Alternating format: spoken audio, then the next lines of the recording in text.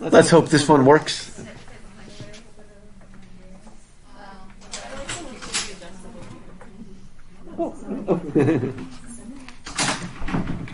Yeah, that's that magic door over there that nobody would go through.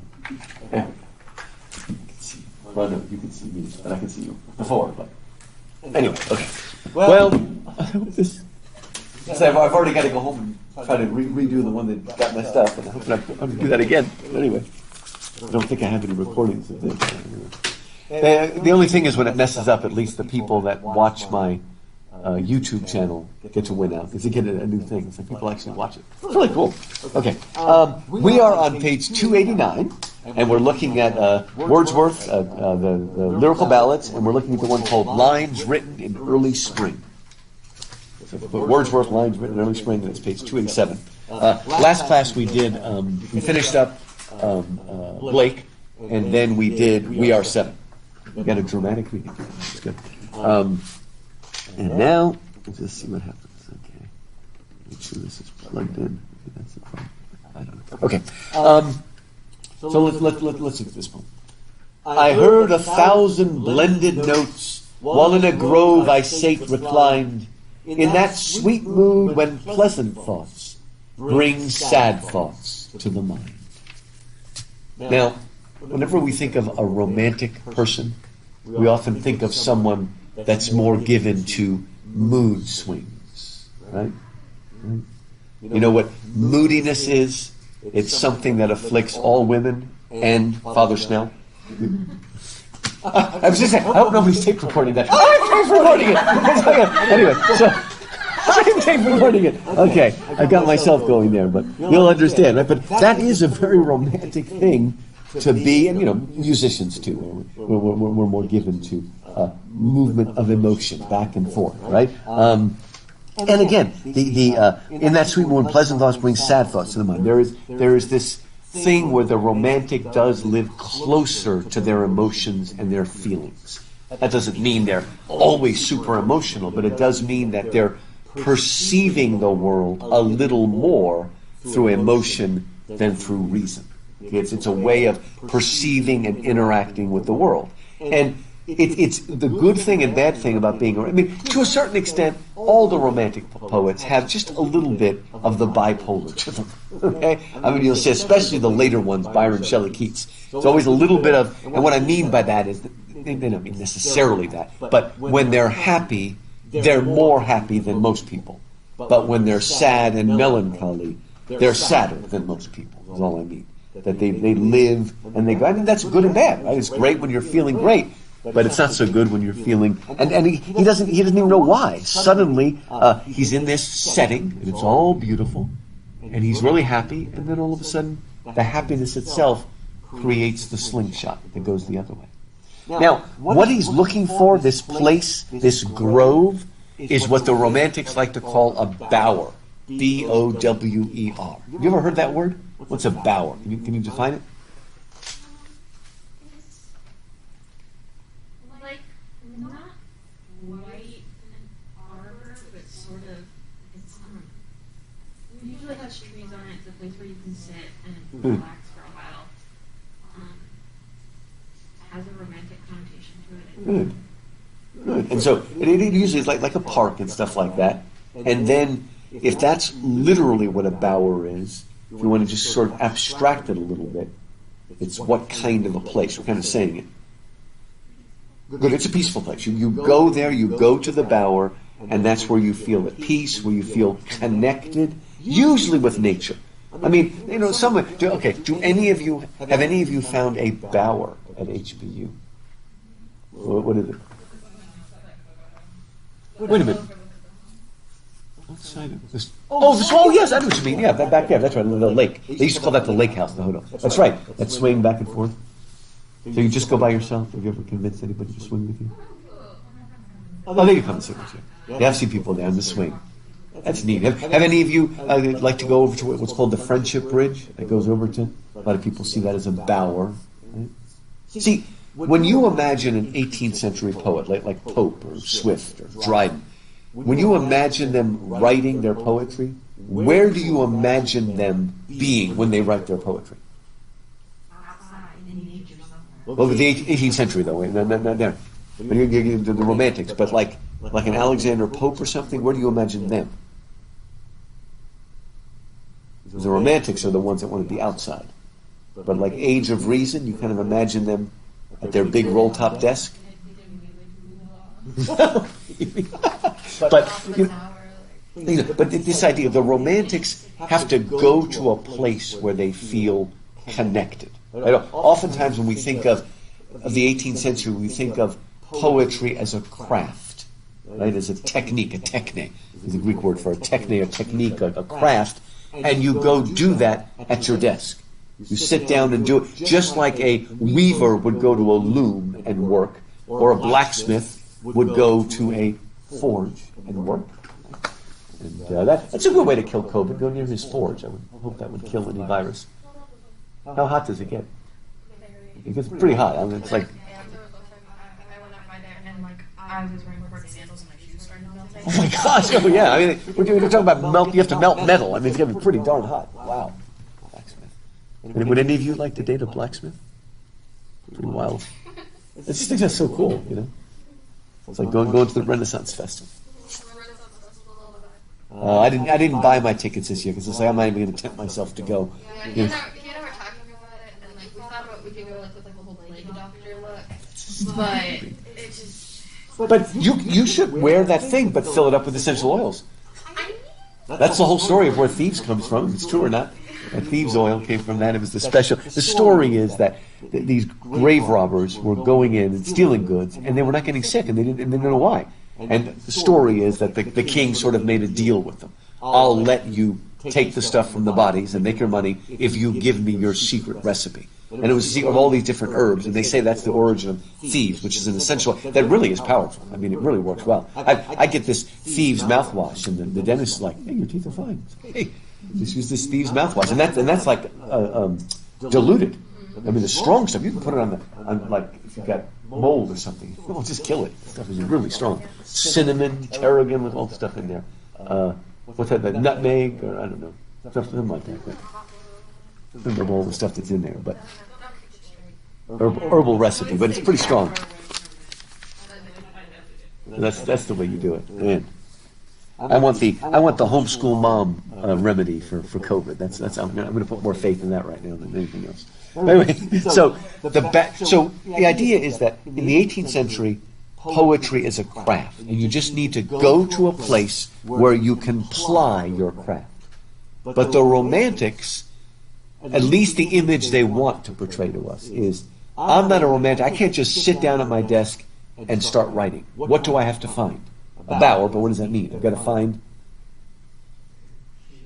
Go to shady spot, a place where I am inspired. I need to go to that place. I can't just sit at my desk inside. I've got to go out there and find a place where I'm in harmony, usually with nature.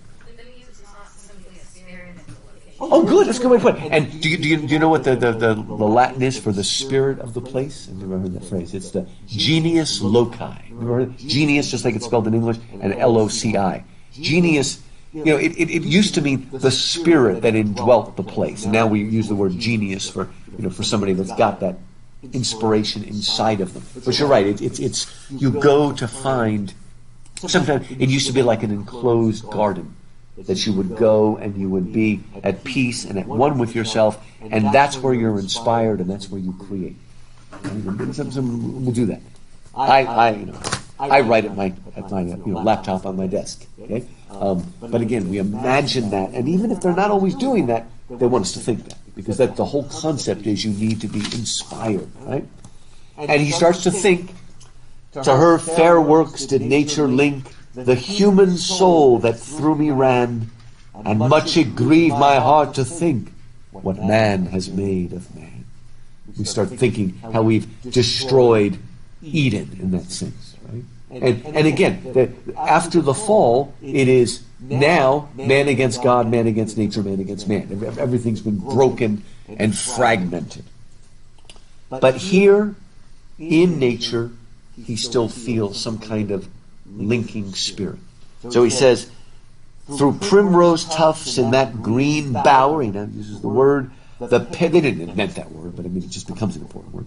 the periwinkle trailed its wreaths, and 'tis my faith that every flower enjoys the air it breathes.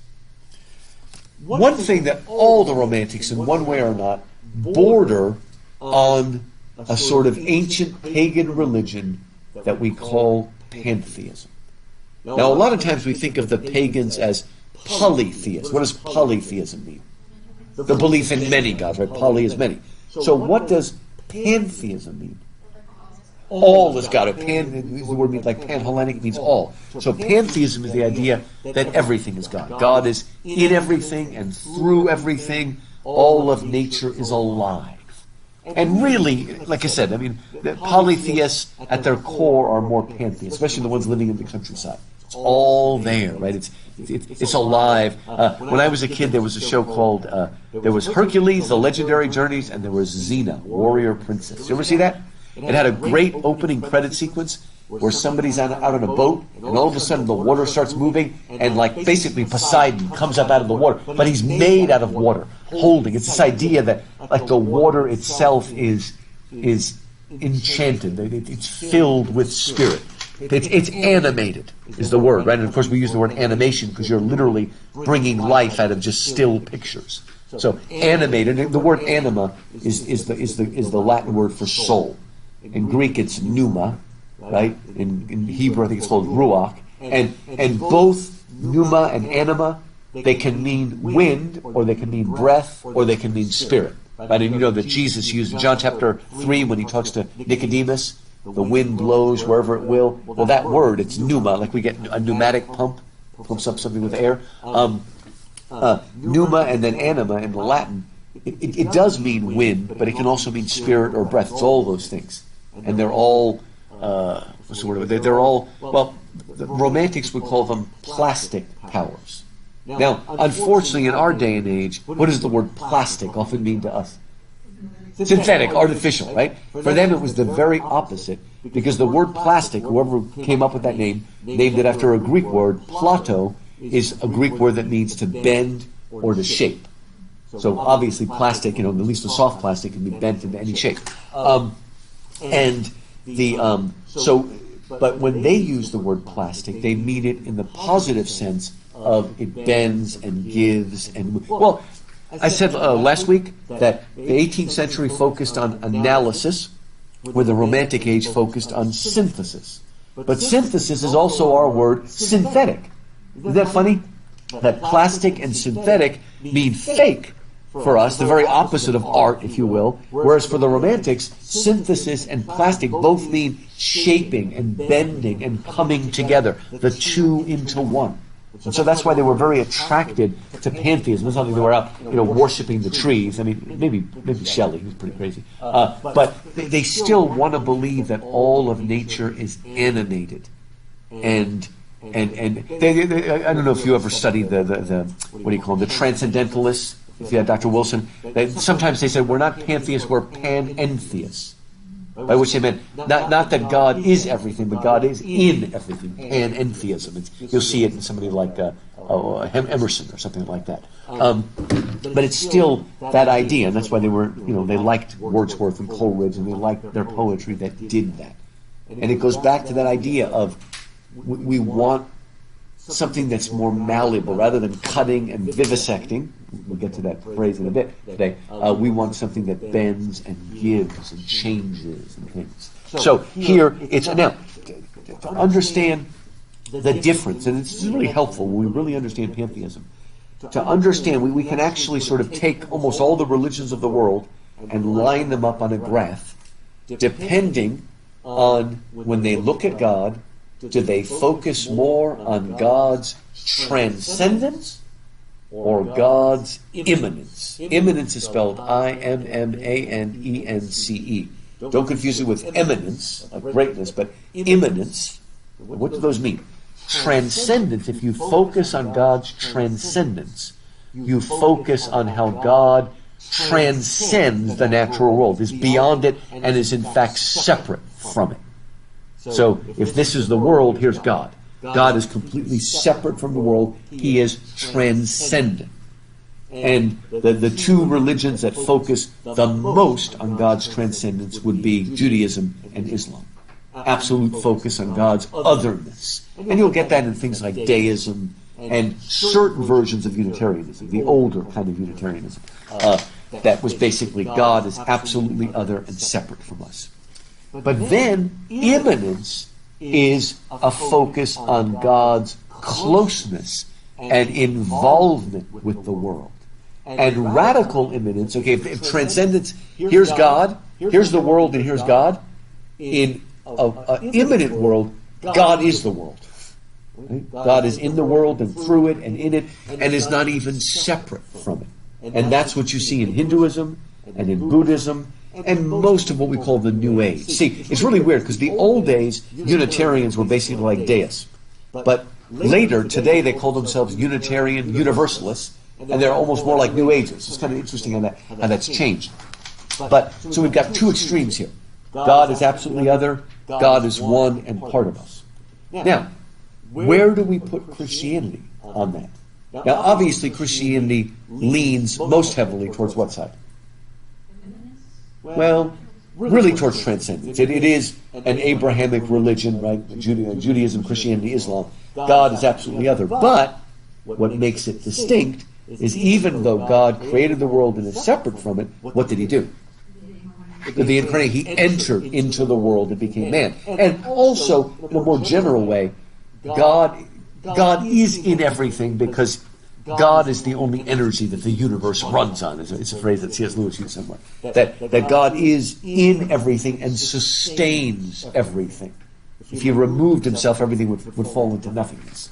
Right? So God is transcendent, but he's also immanent. So it comes right in the middle. And another way to help understand this is if you asked a Jew or a Muslim, is Jesus the Son of God? What would they say? No, God has no son. And say that again, I'll kill you. Okay? Well, Muslim. The Jews would probably just talk to you or something like that. Try to convince you. but I mean, that's the ultimate blasphemy, to say God has a son. God has no son. But what if you ask a Hindu or a Muslim, a Hindu or a Buddhist, is Jesus the Son of God?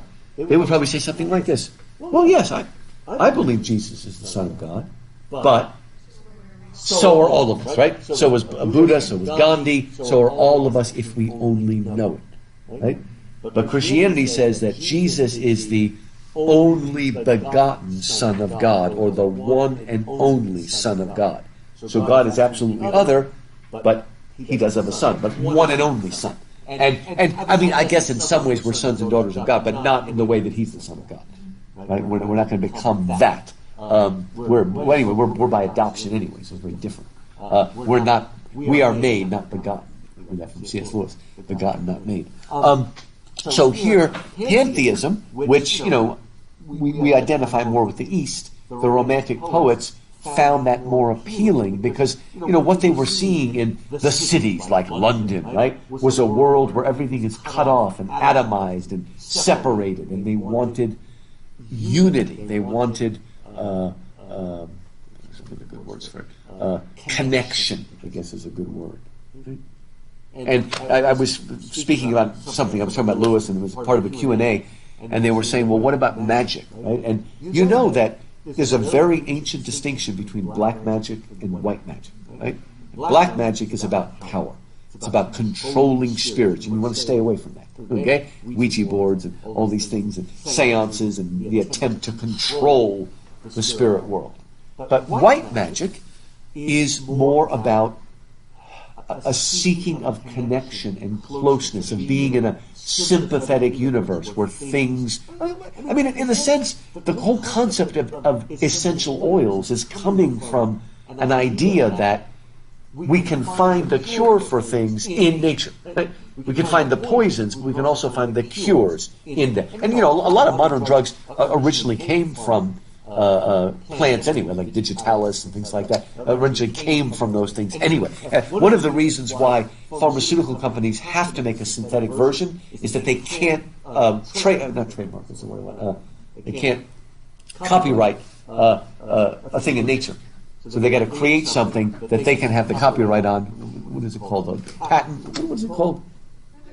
I guess we still use that even for medicine. I'm trying to think. that this medicine is still under copyright. I thought there was a different word for medicine.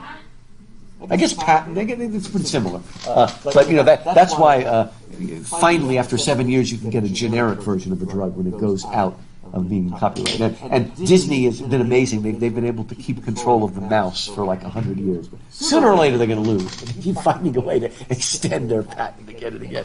And because as soon as they lose their patent, then everybody's going to sell things with Mickey Mouse on it, stuff like that. But anyway, but the point I'm getting at here is that the kind of white magic, kind of holistic medicine, is looking for a connection, that we find what's there already, that we rechannel the energy. Anybody that goes to a acupuncturist or chiropractic, what was the other one? Chiropractic, right? They're all having a view of the human body that is holistic. That health is about balance. And the romantics, that's what they're interested in. They're not worshiping the trees. But what they're trying to regain is a sense of that connection. Some of you have taken my Lord of the Rings class before, and I said that the magic of Saruman is black magic. He has a mind of metal and wheels. He does not care for things that grow. That's what Treebeard says about Saruman. But the magic of the elves is all about connection and the deep lore of nature. Anybody remember that took that class? What did I tell you about the invisibility cloaks? It's not like the invisibility cloak in Harry Potter where it's just magic. Remember how it works? Good. There you see. Beautiful, right? He said that these the invisibility cloak, the cloak they give him, that the lore of wood and stone and water has been put into it. That's what we're getting here with Pantheon. That's what the Romantics are yearning for. Not just a return to nature, but a return to some kind of connection and a deeper weave. And they want to be able to perceive that plastic force that goes through all things. And this will come up again and again. Look for it as you read the poems. So, again, he almost imagines that the flowers enjoy the air they breathe.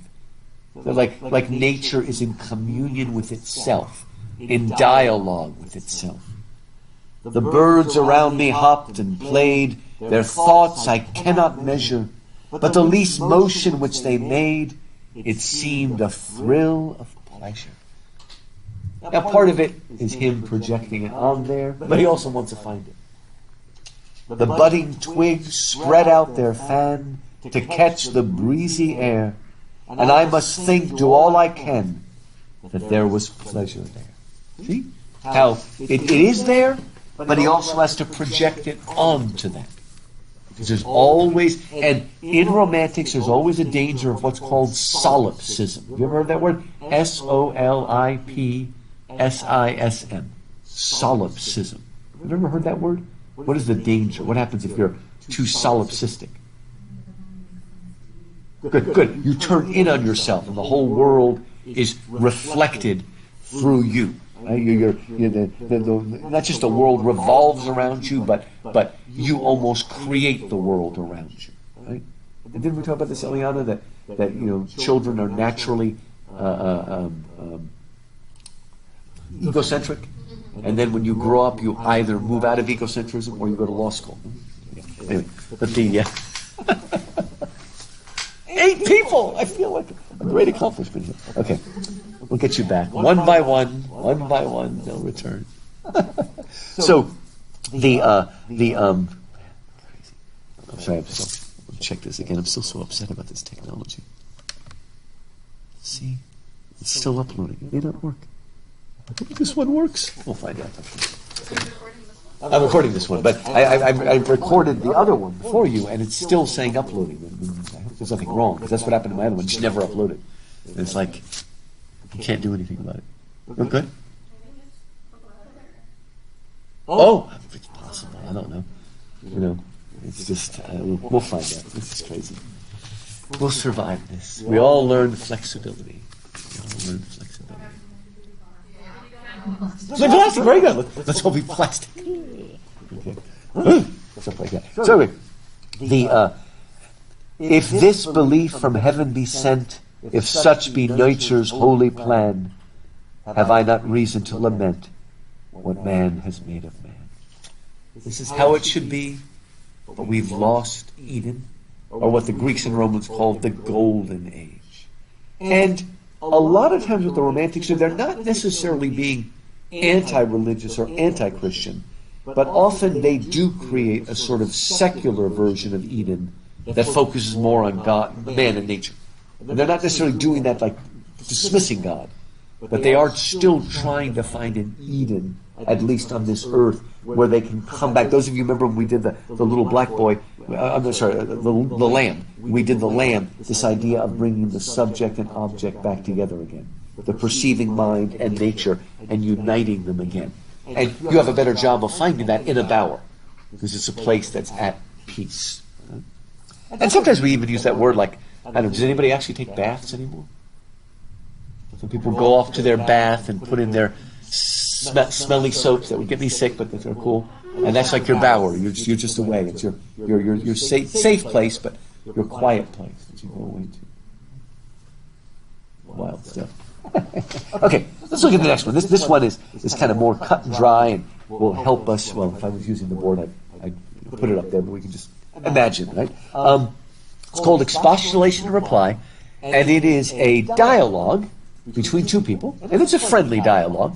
It's not really a debate, it's a dialogue. And it's between a guy named Matthew, who's friends with William. William is Wordsworth here. And in this poem, he is going to represent that 18th century age of reason ethos. And then Wordsworth, William, is going to represent the romantic side. And so we're going to see the two of them coming into conflict. But again, it's friendly, and it's really funny because even though the romantic's going to win, the poem itself is unbelievably logically organized. So first, for 3 stanzas, Matthew speaks his piece, gives his almost like it was a formal debate, right? Somebody did debate, and then the 4th stanza is a transitional stanza that introduces our 2 speakers and the setting. Then it'll be followed by 3 stanzas given to William, but then he's given the last one so that he can win. Okay? But again, it's funny that we're going to be focusing on something that is looking at something beyond reason, but it's going to use a very rational structure to win. And this goes back, and I think Maria was saying this, it is about the spontaneous overflow of powerful feelings, but then you've got to be very, very careful and work on it. Okay, you've got to pay attention and study carefully and recollect it in tranquility. And that's what you'll be reading for Tuesday. The preface to Lyrical Ballads is what we'll read for next week. We'll look at that. So let's look at what William says first. Matthew is speaking. It says, "Why, William, on that old grey stone, thus for the length of half a day? Why, William, sit you thus alone and dream your time away? Where are your books that light bequeath to beings else forlorn and blind? Up, and drink the spirit breathe from dead men to their kind. You look round on your mother earth as if she for no purpose bore you, as if you were her firstborn birth, and none had lived before you." Can you get what is Wordsworth doing?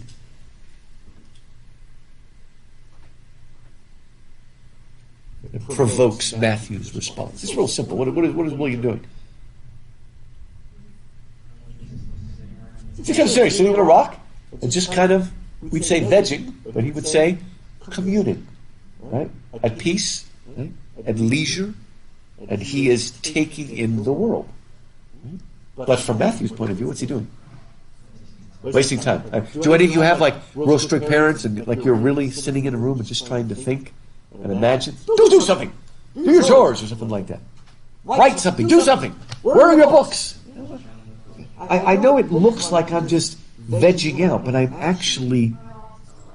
Is it still like that? Oh, okay. It's kind of do. No, good. And they're downstairs, and my mom's like, "Oh, you're not doing your work." And I'm like, "I'm doing my work. I just get my books and then I put them back." And she was like, "You need to be reading." And she was like, "Read It's interesting. And you know, it's interesting, you're linking that to a kind of legalism, because the Christians who are most likely to do that will often be the more legalistic, you know, boom, cut and dry sort of people. So it's kind of interesting that maybe there is a link between. And if there's a book you want to read for your Christmas break, some of you might have heard of it. There's a famous German writer named Joseph Pieper. It's spelled Pieper. We want to say Piper, but the proper pronunciation is Pieper. P-I-E. It's really Joseph, but Joseph Pieper. And he wrote a lot of little books, but he wrote a book called Leisure as the Basis of Culture. It's really worth looking into, especially if you like the romantics. I published an article a long time ago about Wordsworth and that work by Pieper. And he talks about how, and it's true that civilization is born out of leisure, or leisure, as the British pronounce it. That it's born out of that, because when you don't have leisure, you can't create culture. And really, see, isn't it such a shame that God gave the Jews a Sabbath, and they made it into a legalistic thing? I mean, God was providing them with the kind of leisure that allows you to have a culture, that allows you to do things with your family, that's positive. I don't know if you've ever heard of a Christian group called the Seventh-day Adventists. Now, they're not like the Jehovah's Witnesses. I mean, they do believe in the gospel, but they can be very legalistic. But I spoke for a group that were more open, whatever, progressive. And what they would do, because they still do the Sabbath on Saturday, like the Jews. But what this family did, they were students of mine, is instead of all the things you couldn't do on the Sabbath, they actually had special toys and clothes that they could only use on the Sabbath. So like they made it a special thing. This is the day when we use these toys and play with them and wear these play clothes and do stuff. So it became a positive thing, which I think God wanted. Obviously, He wanted you to focus on God too, but not necessarily in a legalistic way.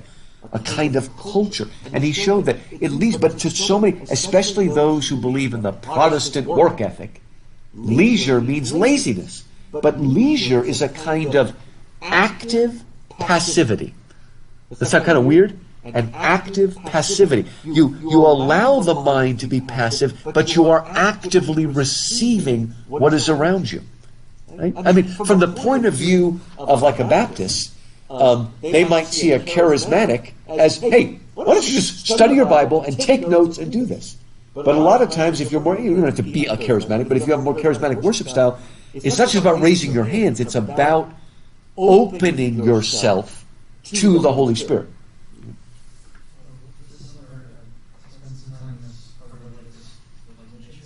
Uh-huh. And they every Sunday told us that this isn't the day off that you're taking, we're giving you the Sabbath. Right. And so basically they have us like figure out the difference between like physical rest and spiritual rest. And like Good. that spiritual rest is more than just sitting around and like meditating. Spiritual rest can actually be like for some people exercise, can be Okay. like spending time in nature, or something like that.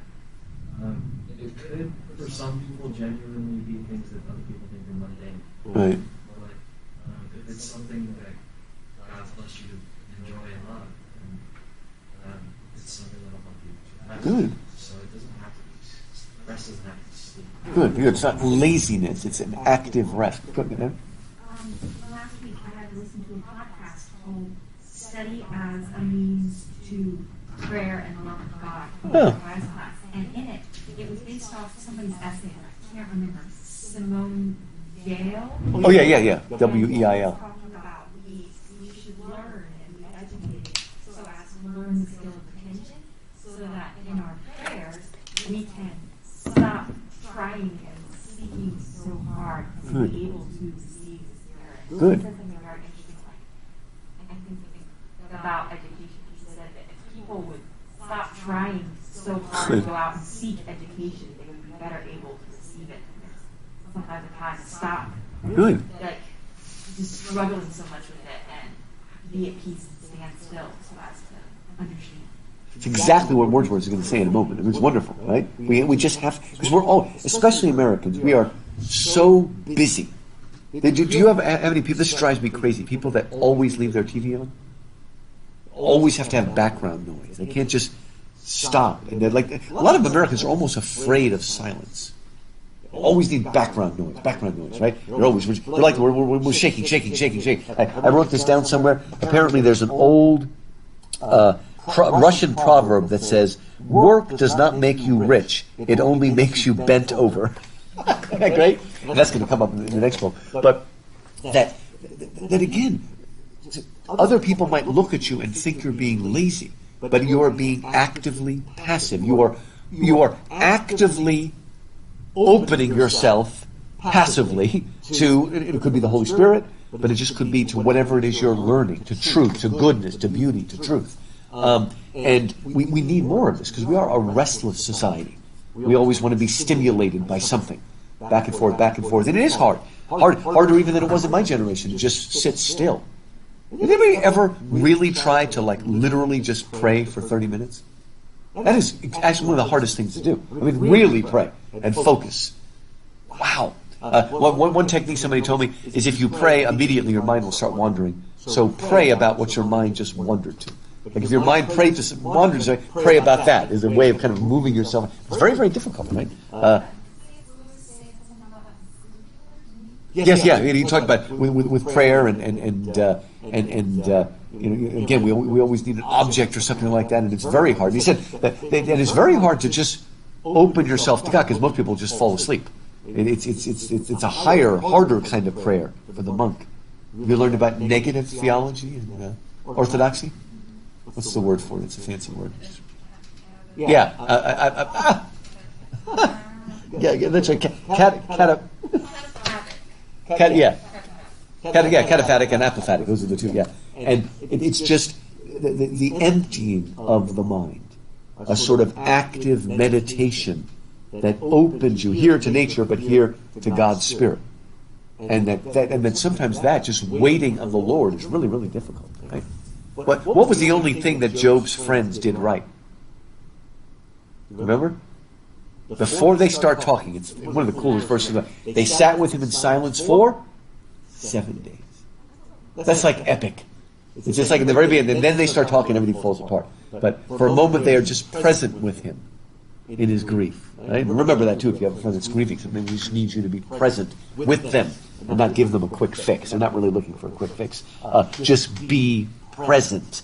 But here, all of this is you're wasting your away. You're dreaming your time. You're a dreamer, kid. What is the thing? You're a slacker. That's it. What was that movie called? Forrest Gump. Ferris Bueller. Thank you. Yeah, you're a slacker. No, he says, or no, that may be. No, that's the other one, isn't it? That's Back to the Future. Or is it Ferris? No, it's Ferris Bueller. No, it's Back to the Future. They both use that. McFly, you're a slacker, McFly. Maybe it's in both of those movies. Anyway, from his point of view, now there are some people who are actually slackers, but this is not what he's doing. He later on he uses the word communing. He's communicating, dialoguing, he's talking, right? From his point of view, you're wasting away. Where are your books? As if books is the only source of knowledge. Now, I think that books are a very important source of knowledge. Most of you probably do. You wouldn't be here, right? But it's not the only source of knowledge. We can learn from other things, right? And it's really funny because Matthew, sometimes when people get all excited, they actually shoot themselves in the foot. Because he says, up, and drink the Spirit, breathe from dead men to their kind. It's like, I think you just kind of hurt your argument there. But his point is that this is part of the tradition. That listen to what's been passed down. This is like the difference between tradition and experience. That you even encounter that in Chaucer if you've taken a class in Canterbury Tales. There's an argument between authority and the tradition that's passed down and actually experiencing it. Right? Remember that famous thing? What was it? Was it Galileo or the one where they claimed that Aristotle said that all objects fall. That a heavier object will fall faster, but all objects fall at the same speed. As long as like a feather would fall slower, but that's because the wind resistance, right? But in a vacuum, a ball and a feather would drop the same thing. And anyway, people argued this. Apparently, this is the story they tell, but nobody decided to try it. Right? It actually goes. So we went up, to the top of the Tower of Pisa, apparently, right? Dropped the two balls just to see whether it was true, and then he disproved Aristotle or something that way. Were you going to say, Marie?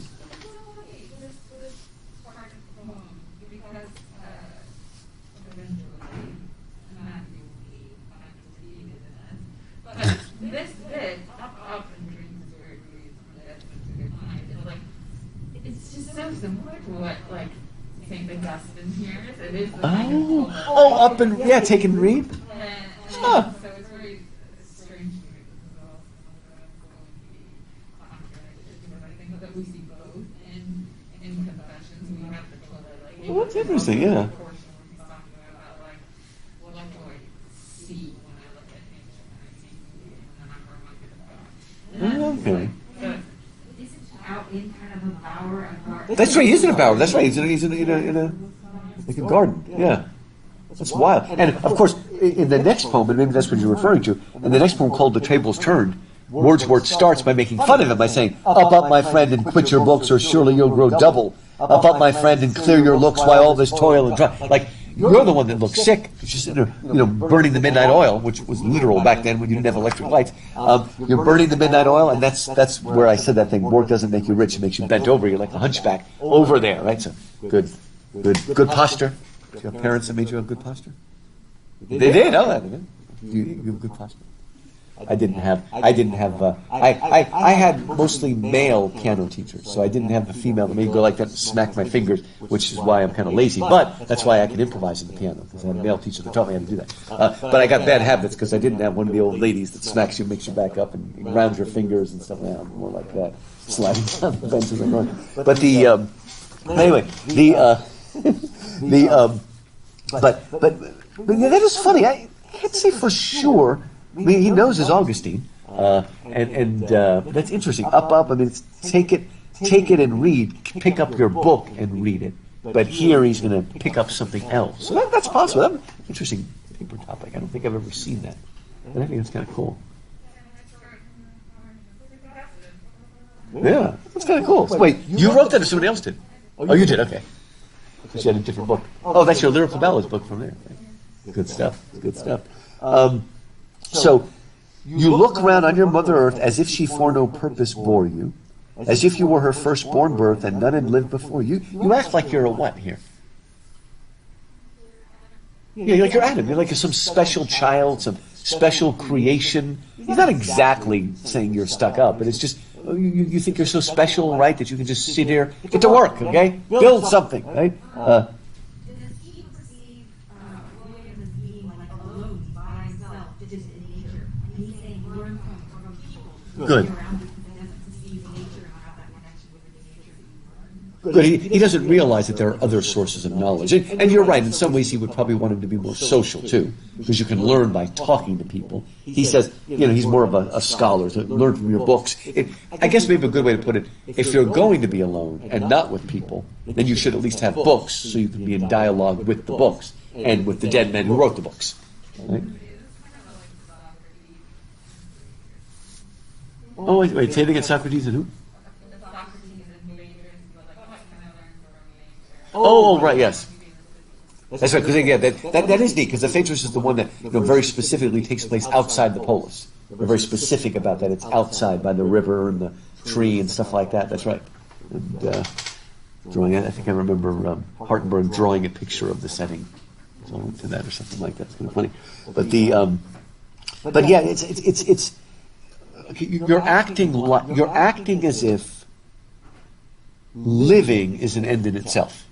Right? When you should have a purpose, like to build something or to improve something or whatever, and you're just acting like joy and happiness is an end. Of course, the funny thing is Aristotle would ultimately say happiness is the only end in itself, right? The eudaimonia is the only end in itself, right? Because everything else serves that end, right?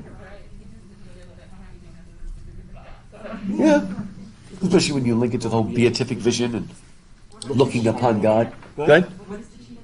Yeah, and enjoying it. You're right. So it is ultimately happiness, And some people think that when Thomas Jefferson talked about life, liberty, and the pursuit of happiness, he partly had Aristotle's definition of happiness in mind rather than our modern one, and that kind of stuff, right? So, anyway, but again, you just come on, get up and go. Did any of you ever read I can't remember if they still read Dr. Faust, the one by Goethe, the German one. If you read the first part of Faust, Goethe, part 1, there's a wonderful dialogue between Faust, the romantic, so to speak, and Wagner, who's his friend. They have a dialogue about knowledge and where you get it. That's actually somewhat similar to this. It's often skipped over because it's not part of the main plot, but it's an interesting dialogue between the two sides of Age of Reason and Romanticism. Oh, wait, what movie are you thinking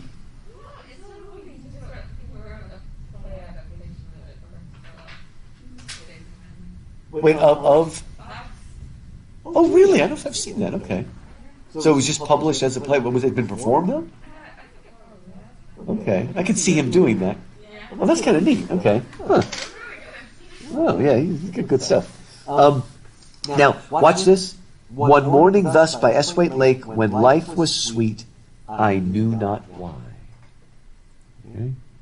Now, one thing that will drive the men crazy.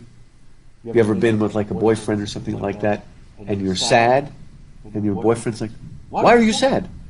I don't know. I'm just sad. I go, give me a logical reason. I want to know why you're sad, or that matter why you're happy. This drives many guys crazy. Okay, but the romanticism is more feminine than that. It's like I don't have to analyze everything.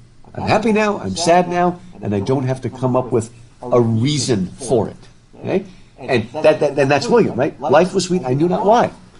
To me, my good friend Matthew spake, and thus I made reply. So he wants to make it clear that they're not fighting here. They are good friends. He honors him. He values him, right? But he's still going to set him in his place. I'm going to answer you. But he's just here. He's out in the world. I accept it. I'm not, again, needing to have you ever heard this phrase? They used to use it more in the past. The paralysis of analysis. Ever heard of that? And sometimes we do that. Haven't you ever destroyed your vacation by continually asking, am I having fun yet? If you think about it too much and you don't enjoy it, right? You're all afraid that when you take cinema arts classes, you'll never enjoy a movie again because you'll analyze it too much. Go ahead.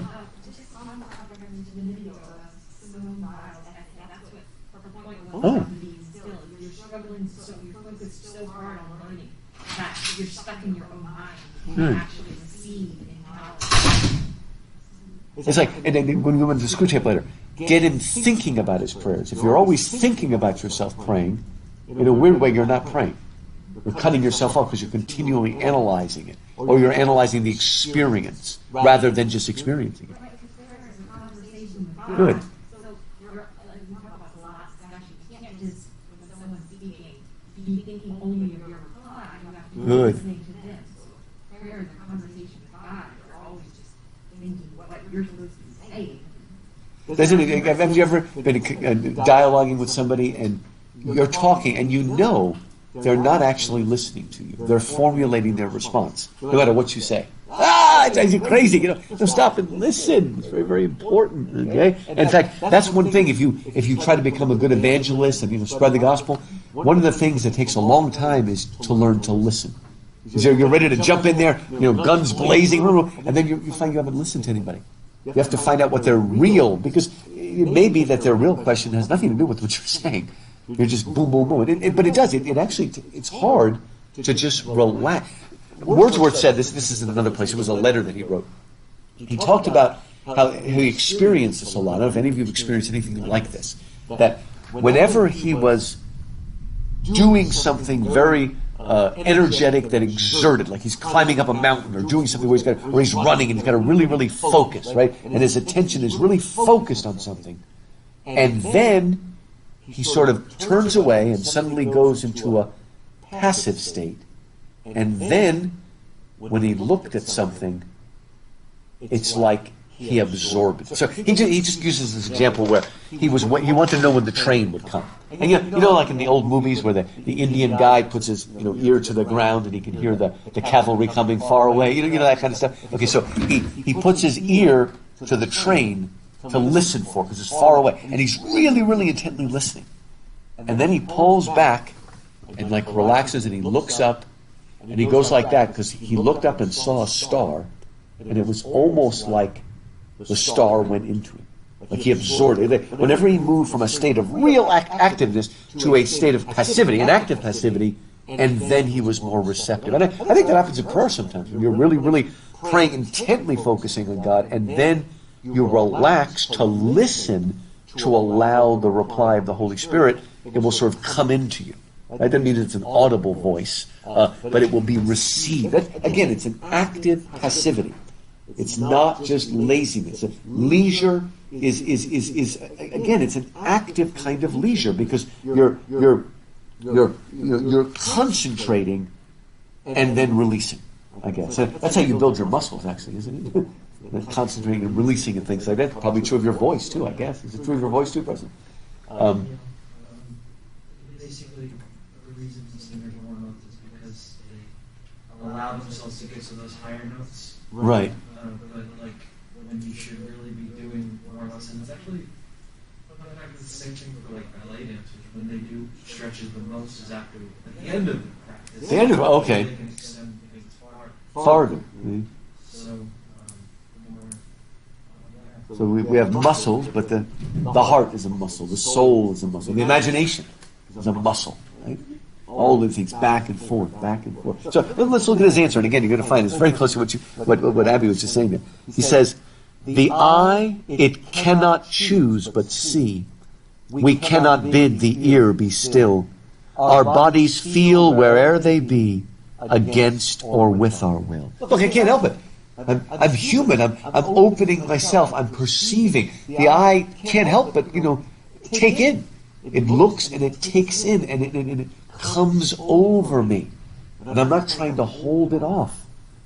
He says, "Nor less I deem that there are powers which of themselves our minds impress," which is a somewhat contorted way of saying it impresses itself on our mind.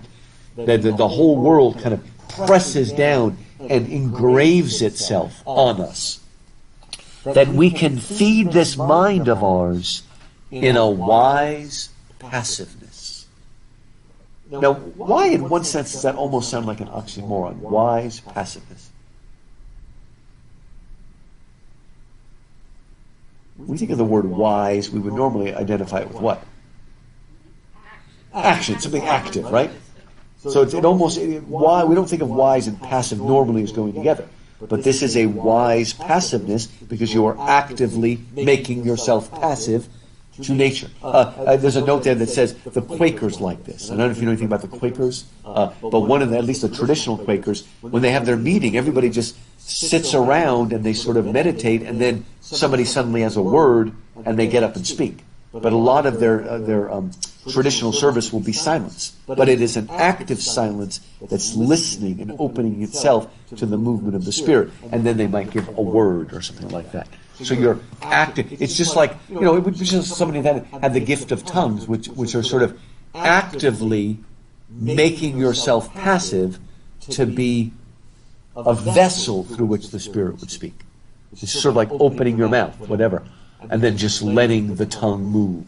Right? Now, of course, speaking as a Christian now, you want to be careful that you're not opening up to a bad power, okay? Like I said, the biggest danger of the new age is this idea that if something is spiritual, it must be good. That's very dangerous because there's good spirituality and there's bad spirituality. Right? Spiritual doesn't always mean good. It can be very bad. It can be very destructive. Okay? And isn't one of the central themes of Protestant evangelical Christianity that we must kind of like relax and release control and surrender, Right. allow ourselves to be saved, because we can't. That is true, ultimately, yeah. We can't do it ourselves, right? It's not that we permit Jesus to save us necessarily. Right. We just have to accept the gift of mercy. Right. from God. It's not something that we do ourselves. And it's hard. Have you ever heard that? The cliche of let go, let God. If you're holding on to something, you can't receive something. So you have to not only drop your sins, but your self-righteousness, your self-sufficiency. You're pulling yourself up by your bootstraps. I mean, I still think it's a funny thing that America is the Christian country, because America in general is all about pulling yourself up by your bootstraps, doing it on your own, rags to riches and all that stuff. I would think that a place like China would be the center, and it could be, actually, in my lifetime. China could be the center of Christianity. Although they're under persecution again, so we're praying for the Chinese. The government that comes and goes, and it's been cracking down again. And It's just strange. Good.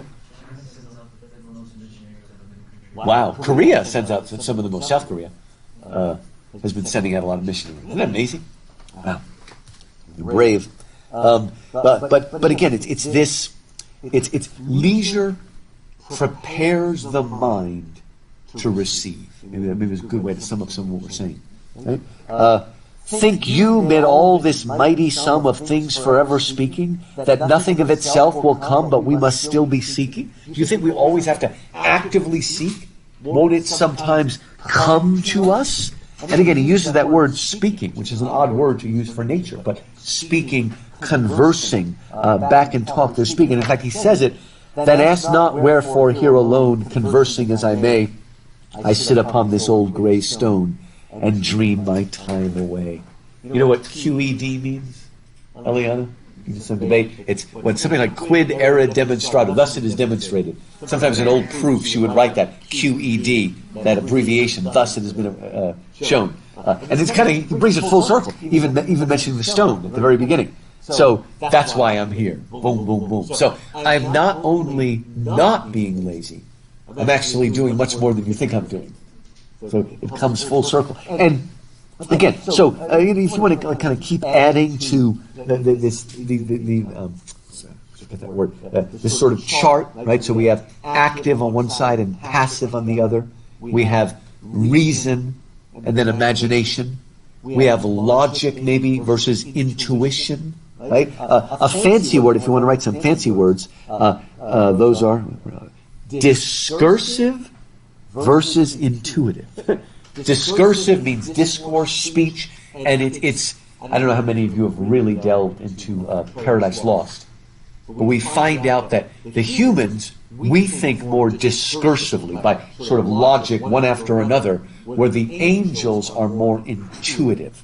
They just sort of know more directly. It's a different kind of knowing and apprehension between the two. The Latin is ratio, and then the other one is intellectus, which sounds like intellectual, but it's more, again, receiving, apprehending, maybe. Some people comprehend, and that's the logical, but apprehend, they almost sound like the same word, but apprehend takes in. What is it? I never will forgive. I never will believe these. The lunatic, the liar, and the poet are of imagination all compact. The lunatic sees more devils than vast hell can hold. You know what I'm quoting? Hey, very good.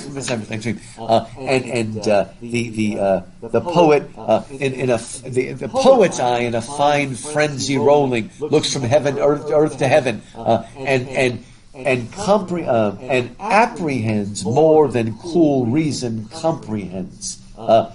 So often in the dark, imagining some fear, often is a bush supposed to bear. It's from the last act of Midsummer Night's Dream. But what he's getting at is that the poet apprehends something in a more direct reception than comprehending, which is moving sort of logically step by step in terms of reason. It's a different way of interacting with the world and receiving the world around you. I made more of these differences. What we said analysis. One we said before, but if you want to add it, is fission versus fusion. Fusion brings together, fission divides. And it is masculine, feminine very much. Dissection versus holistic, active versus product. Now, here's another way to put it. Okay.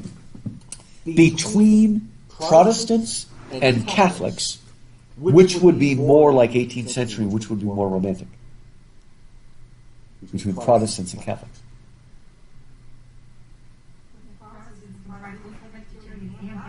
Yeah. So. Good. Yeah. Well, I think you're right. There are two kinds of Baptists. There are the Baptists that are basically Reformed, and then there are Anabaptists that are more about the holiness movement, right? But generally speaking, what's that? There's such a Baptist, right? If I ask, compared to Protestants, is the Catholic Church more masculine or feminine? The answer actually is feminine. You might think it's masculine because you've got all these celibate priests running everything, but it's more feminine because the Catholic Church is more about sacrament, it's more about mystery, it's more about ritual, right, than it is about systematic reading of the Bible. Okay, Baptists are, in that sense, Protestants are more left-brain, and Catholics are more about receiving. Right now, within Protestants, okay, you can put the Baptists over here and the Charismatics over there. Okay, within that.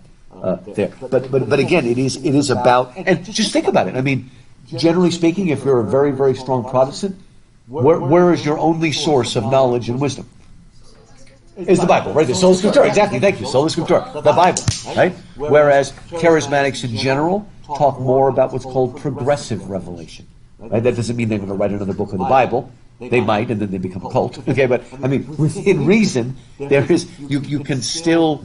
And it's so funny. There's nothing that drives the evangelicals more crazy than when you watch like TBN and you've got the two charismatic guys on those big goofy chairs, and they're like making up theology. It's like, hey man, hey, that's a good idea, man. Hey, it's like back and forth. It's really kind of funny sometimes. But again, that there are other sources of wisdom.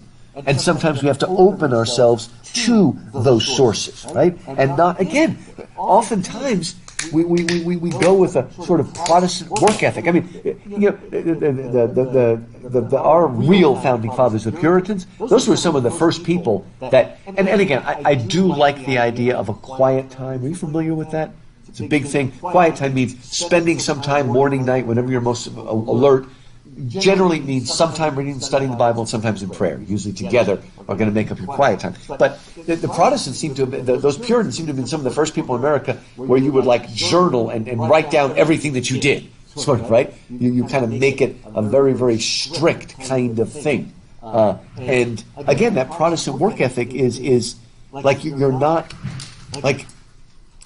Okay, have you ever met people that this would be like maybe German, Dutch, it would be the original sort of the Protestant work ethic, and if you tell them you've always worked hard, that's exactly the same thing as saying you're a good person.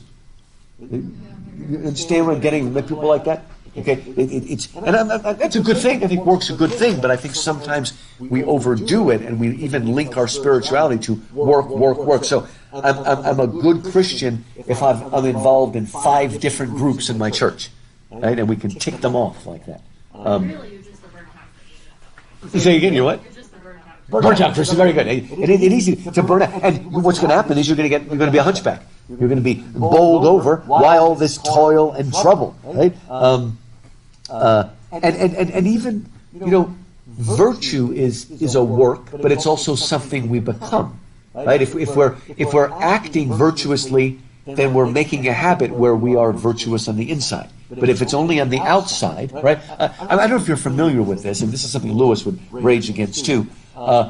Again, it's almost kind of a German thing. When I say German, I'm thinking Kant specifically, that it's not really charity unless you're what when you're doing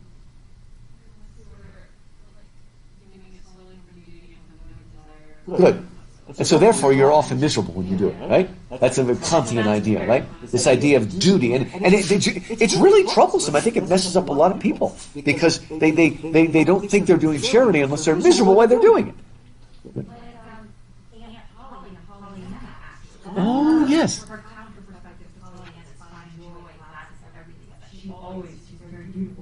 Good. And that's like proof that you're really charitable. Because if you enjoyed it, you're not. But no, as Aristotle understood, the pagan understood, one of the rewards of virtue is that you begin to. Yeah, you enjoy virtue. Part of what that means, virtue is its own reward, is that the more you practice virtue, the more you will enjoy it. And I talk about this when I teach Lewis, that if you've been working in a soup kitchen for 10 years and you just really despise the people you're helping, there's a problem here, right? Now, in the beginning, you might not like them, but if you're truly practicing it, your heart's going to change. Now, there are going to be days when you hate them. There's days when you hate your family too.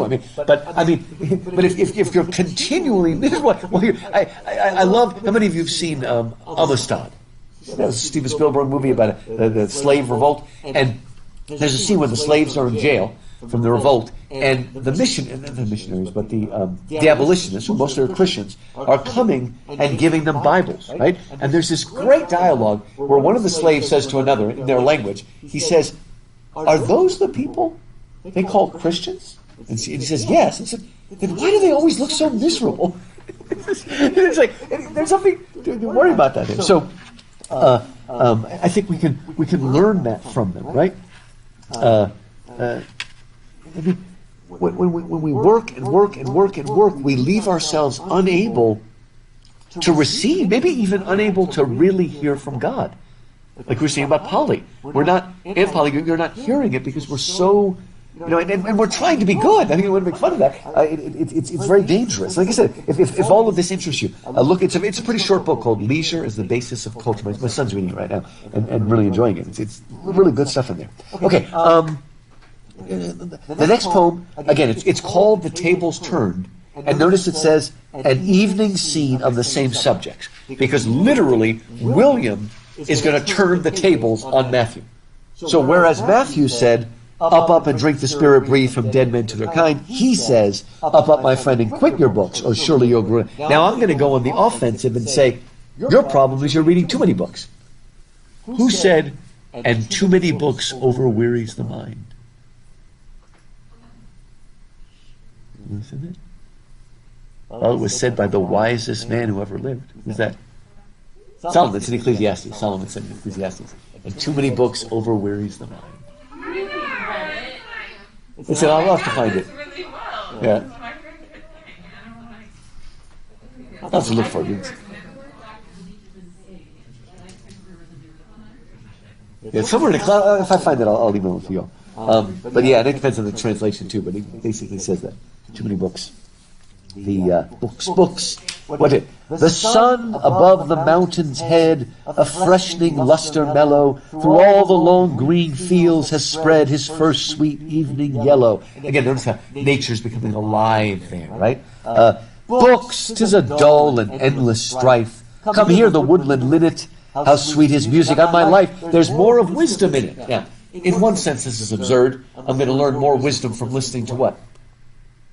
A bird song than reading a book. Okay, I mean, obviously this is a hyperbole, but then Jesus even uses hyperboles, right? It is an extreme. And by the way, a lot of people made fun of Lyrical Ballads when it came out, and this was one of the favorite poems to make fun of. I mean, if you go back and look for the original critics, they would make fun of this. Well, Mr. Wordsworth, you're going to go live by a tree? But he's overstating his point. That's the whole point, right? Hark, how blithe the throstle sings. He's another kind of bird. He too is no mean preacher. Come forth into the light of things. Let nature be your teacher. Again, the whole point is there's other sources of wisdom than just books. Come out and learn directly. She is nature. She has a world of ready wealth, our minds and hearts to bless. Spontaneous wisdom breathed by health. Truth breathed by cheerfulness. The romantics love spontaneity, things that are unmediated, things that are direct. And I love how he argues that real wisdom needs joy and cheerfulness. Now, in one sense, it is ridiculous that Americans, unlike the rest of the world, expect their preachers to tell them jokes. Okay, this is really an American thing. This is not across the whole world. But maybe we also understand some truth that when there's humor, the mind is more willing to accept. And it really is. I'll often, start my speeches like a joke, like a lot of speakers do, because it warms up the crowd. But, well, first of all, it makes them real. You're a real guy, kind of thing. But you're laughing and you let down a little bit of your defenses. And you're willing to listen. So there is some truth to that. I mean, we overdo it. Like I said, we literally expect them to tell us a joke. In fact, I'm told that when Europeans come over to America to speak at a university, they tell them, start with a joke. And they're like, why? Just start with a joke, okay? Even if it's not funny. And that's true in the rest of the world, except for Dr. Sagwe. You heard Dr. Sagwe? He's got the most famous laugh on campus. Anyway, from Nigeria. Yeah, what's that?